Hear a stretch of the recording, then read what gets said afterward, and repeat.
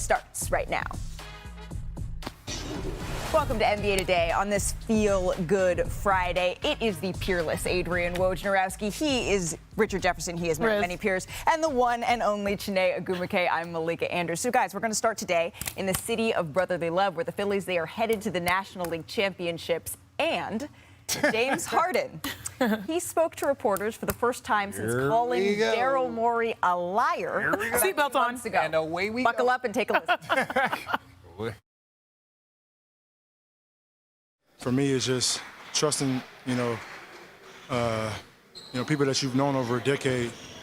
And, when I got traded here, my whole thing was I wanted to retire a Sixer. You know what I mean? Like, I wanted to be here and retire a Sixer. And front office didn't have that in their future plans.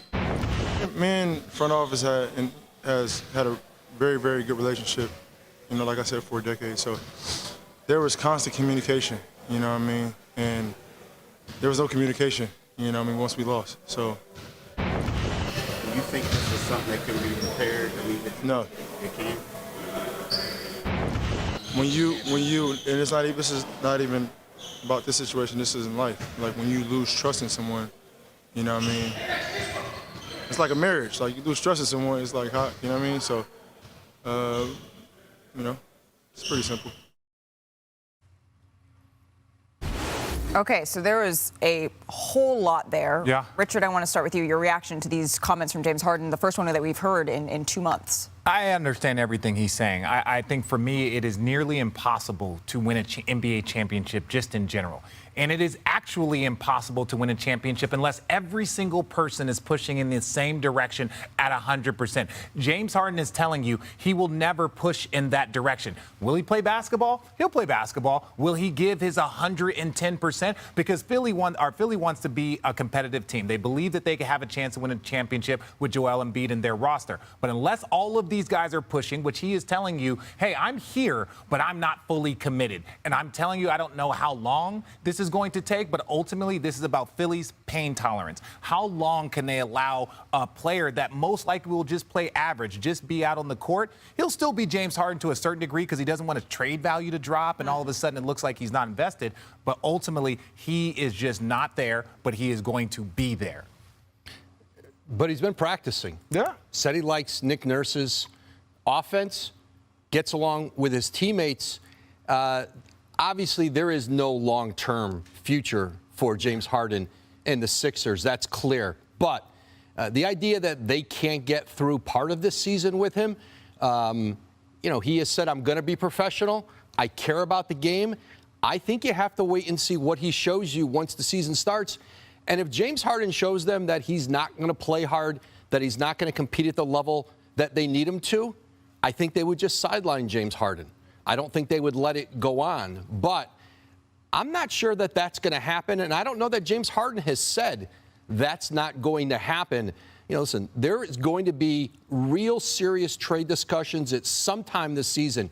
It is just hard to do them in this league in the preseason. You're right, Woj. He hasn't said it, and he hasn't showed it yet, but we all are still holding our breaths. And, Richard, I know you talked about pain tolerance. That's what you heard. What I actually heard was a little bit of timeline. He tried to explain what his position was, especially after the loss. And I find it very interesting that after Philly losses, there are problems. And we do see those internal bubbles coming to fruition and then bursting, meaning a couple years ago, we saw the loss. Ben Simmons was the problem, right? Once again, he just said, hey, I've had decades worth of communication with someone, and then all of a sudden, after a loss, yes, like, we all know. I mean, he didn't say the name, but we can say it. Daryl Morey. Talking about Daryl Morey.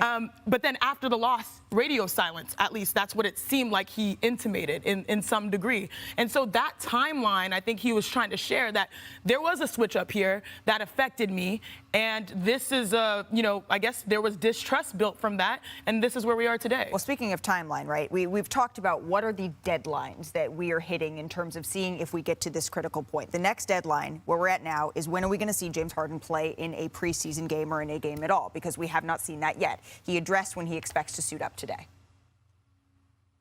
I'm still ramping up, you know what I mean? Like, I'm still ramping up, trying to get myself in the best shape.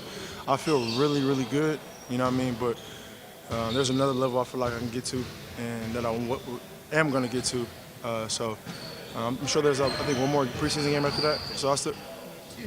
No, after, yeah. So I'll ramp it up and try to play the last one just to get myself in game situations and get used to the physicality of, defenders bumping you or whatnot, the speed, the tempo, all that good stuff. So I think we got a good plan in place. Listen, guys, there are a lot of players in the NBA who do not have good relationships with management. There are players who are in the last year of their deal, like James Harden, and there's players with multiple years on this deal at the money they wanted. You don't have to have a great relationship with your president of your team or any relationship with him. You don't play with him. And so while this is more high profile because of the history of James Harden and Daryl Morey, the fact that in a lot of ways these two really helped to make each other. Daryl Morey trades for him in Oklahoma City, where he's a sixth man of the year, and turned him to a scoring champion, into an MVP in Houston. And he didn't turn him into that. James Harden did that, but certainly there was an environment there built around James Harden, traded for him again from Philly to Brooklyn. But listen, there again does not have to be any kind of a relationship for him to play, be professional, do his job, and wait to either be traded or to become a free agent and sign somewhere else next year. Sure, and we could see this continue to pop up in this new CBA with aging players not necessarily getting these same huge contracts that we have seen historically. But the relationship part, absolutely true. But you got to get on the floor, and that's what James Harden is saying. There was one point where we thought maybe it would be Monday against Brooklyn. It's sounding like that's not the case anymore. I do want to bring Zach Lowe, Kendrick Perkins into this conversation because, Zach, this was the thing that you have been watching. When is James Harden going to suit up? After what you heard today, do you feel better or worse about the situation in Philadelphia? About the same. And these are just words, and the words he said confirmed what we already knew. The relationship is broken. He's mad that there was no communication ahead of free agency and when free agency was beginning. That's what he's mad about. We know that. The words are words. I want to see it on the court. Woj just talked about how there have been other unhappy players before. Other guys in the last year of their contracts, they show up, they play. But this is James Harden. Go back and watch the Nets-Kings game in Sacramento, the time when James Harden last season wanted to be traded, 2 seasons ago rather, wanted to be traded. Go watch his last few games in Houston. That is not a player that you can have on the court. It's half effort at best. And if that player appears, it's a totally different story. And I do agree that one solution, and maybe the one they'll pick, is just to say, okay, go to the bench or go home until we can trade you, and cross our fingers that the Clippers and 2 or 3 other teams start badly and really start to get desperate and give us the offers that we want, because that's a guy that's detrimental to your team. And by the way, here's a number for you. Last season, with Joel Embiid and Tyrese Maxey on the floor and no Harden, the Sixers were over plus 10 per 100 possessions. That is an elite number. I think they can tread water if James Harden is off the team, because those 2 guys are that good, and Maxey is poised to take that much of a leap. But if you're, say, 18-12 after 30 games, that's a good season. The Bucks might be 25-5. The Celtics might be 23-7, and you feel like you're just too far behind at that point. What are the vibes like then? What is Joel Embiid thinking then? When does this start to become an untenable situation? Well, to be honest with you, first of all, this is not the James Harden of old anyway, so he can't afford to come in and not perform at a high level because, 1, he wants another contract. 2, his career is on the line. Now, getting to his comments, this is a business, right? No matter how many friends or the brotherhood or whatever you may have when you working, this is a job. At the end of the day, James Harden got to show up and do that, right? And him and Daryl Morey don't have to talk. I done seen plenty. I done been in locker rooms where franchise guys and the GM wasn't on speaking terms. Hell, I done been in the locker room when the owner and the face of the league wasn't seeing eye to eye and didn't speak to one another. They still showed up and did their job, and that matters. At the end of the day, James Harden knows what's on the line right now. He wants another huge deal. In order to do that, he got to go out there and somewhat trick the world and perform at a high level and show that he could still be a true professional. Again, him and Daryl Morey don't have to be on speaking terms But James Harden still got to do his part. No, I completely agree with both of you. You have to do your part. But I think ultimately, I'm going to go back to Joel Embiid. Could you imagine if James Harden shows up, is given like half effort, just like, hey, I'm here, I'm doing my job. And they're like, okay, go home. Joel Embiid is like, I'm in my prime of my career. What are we doing here? And to say we want another trade pick in 2028, you know how old Joel Embiid's going to be with his banged up body? He's not worried about that. He wants to win now. So everything that gets prolonged, and this is why I've said it, if this continues and this gets ugly, to me, Joel Embiid needs to leave. Joel Embiid needs to leave as soon as possible. And let me say this is the reason why. You look at the Ben Simmons. You look at picking, Tobias Harris over Jimmy Butler. You look, and all of these things were not Daryl Morey, but if you look at all of the things that the 76ers organization has done over the tenure of Joel Embiid, and if this doesn't get handled quickly and in the best way possible, I'm sorry. They have not taken care of Joel Embiid the same way that the Milwaukee Bucks have taken care of Giannis. And I'm looking around like there's got to be more stable franchises here than what's going on in Philly the last 5 or 6 years. Well, we have more from James Harden coming up in a little bit in our show. He talked to reporters for 7 minutes. We will play more. Hey, what's up, guys? Jack from Jaggy Sports here. Breaking news. James Harden in the news again. It seems like every single time it's always about James Harden, right?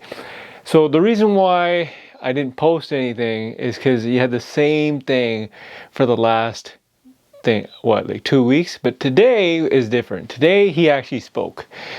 And he basically said that, you guys just saw it, it's like a marriage. Once the trust has been broken, then it's hard to repair that. And you could repair it. Depends if both sides are willing to do that, right? But in James Harden's case, I don't think he wants to repair it. As he just said, there's no repairing it, right?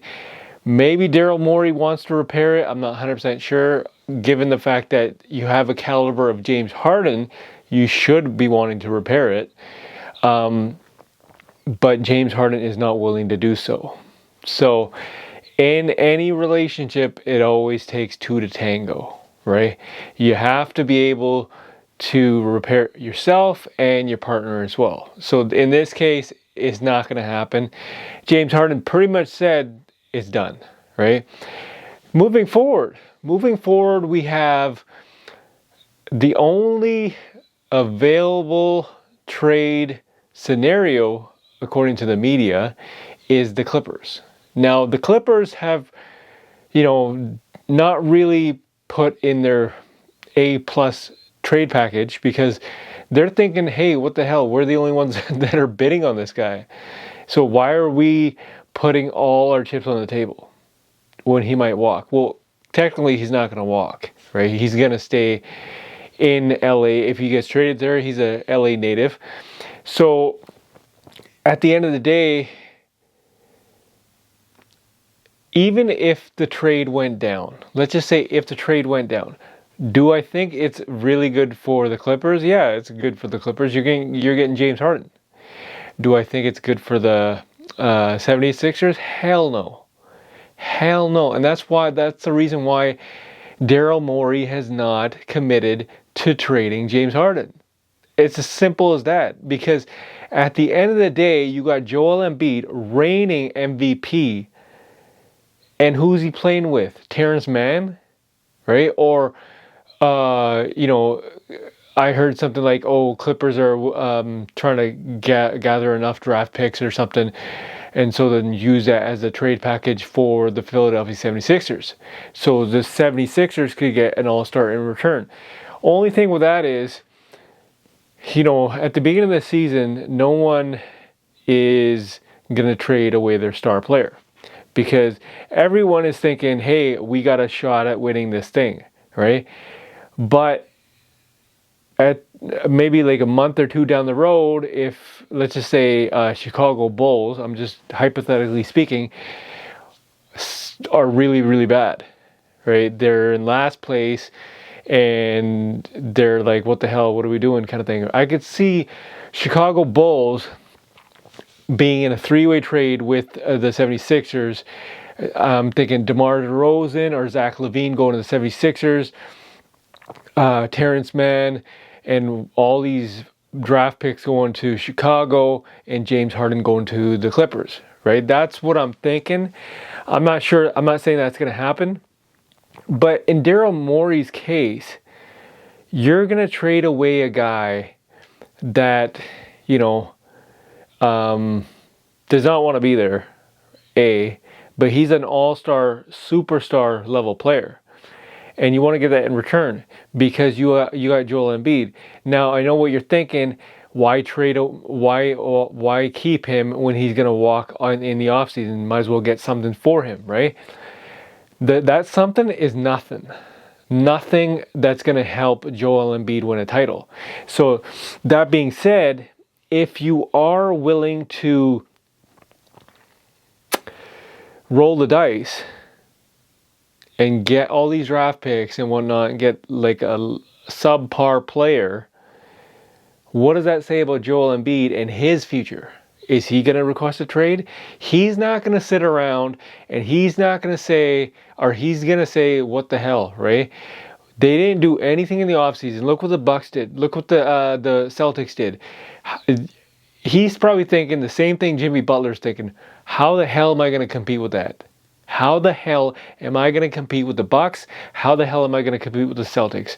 I'm not getting any younger, and my time is being wasted. So you better do something now or don't do it at all. All indication is the fact that James Harden likes Nick Nurse's offensive system, and he likes the team, he likes the players, but he doesn't like management. So that is one thing. Also, another thing is James Harden has committed to being professional. He has to be. He is in the last season of his contract, and he has to ball out. Whether it's on the Clippers, the Chicago Bulls, Toronto Raptors, the Knicks, 76ers, either way, he has to ball out. And if he wants to get paid and he wants to get traded fast, he is going to average guaranteed 35 to 40 points per game, and he's going to put up so many assists. He's in great shape. At the end of the day, this is what's happening, right? So you guys leave a comment in the comment section. Tell me what you guys think. Is James Harden going to get traded? Is James Harden going to stay? Leave a comment in the comment section. Also, if anyone wants to come on this show and talk or debate, whatever, leave a comment in the comment section. Leave your comment saying that yes, you want to debate and whatnot, kind of thing, and we'll be in touch. Of course, as always, this is Jag from Jaggy Sports.